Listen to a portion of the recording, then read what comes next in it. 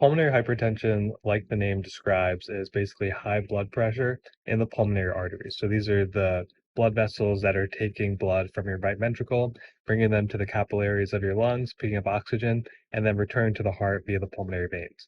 The definition of pulmonary hypertension, which was just changed recently, was blood pressure, mean pulmonary arterial pressure, greater than 20 millimeters of mercury.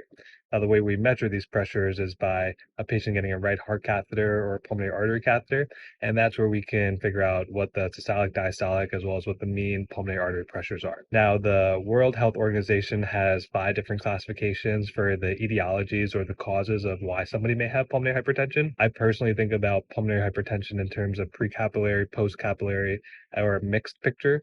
That's a little bit more helpful in terms of what the treatment is and dealing with it on an acute situation.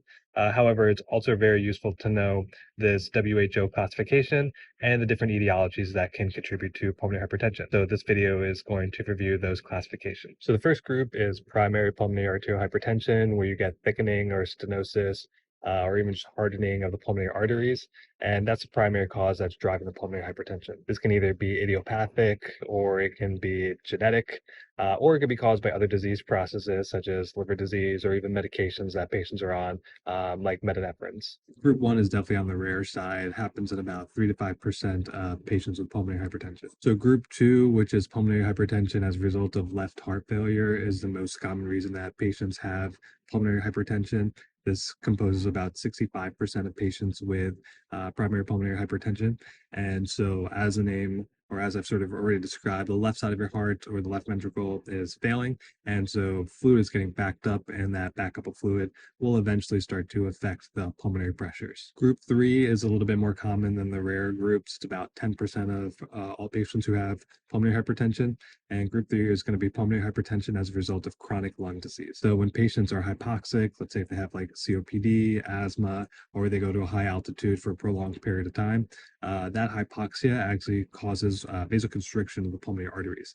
And over time, that vasoconstriction will eventually translate into pulmonary hypertension.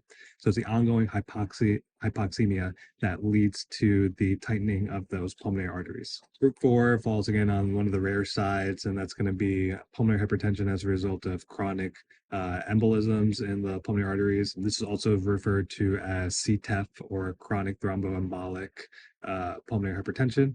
And these patients will have fibrosis and scarring of their arteries just from having these clots over time. There are surgeries or thrombectomies that patients can go through which can pull out some of that clot, but sometimes they're in such small microvasculature that they're not able to get those clots removed. And sometimes even anticoagulation like heparin doesn't quite get the job done. So over time, these patients who have chronic embolisms can develop pulmonary hypertension. And group 5 is another major category here, and it's really because it's the miscellaneous or the catch-all category where there's no clear cause of why somebody has pulmonary hypertension. A variety of reasons why patients may end up in the situation. It could be something like sarcoidosis, sickle cell anemia. They could have had splenectomy. Regardless, these patients just develop it without any clear reversible cause, and so they get tossed into this miscellaneous group 5 category. Group 5 encompasses about 15% of patients. And so those are all 5 categories that the WHO uses to classify pulmonary hypertension. And I hope that was useful for you to review.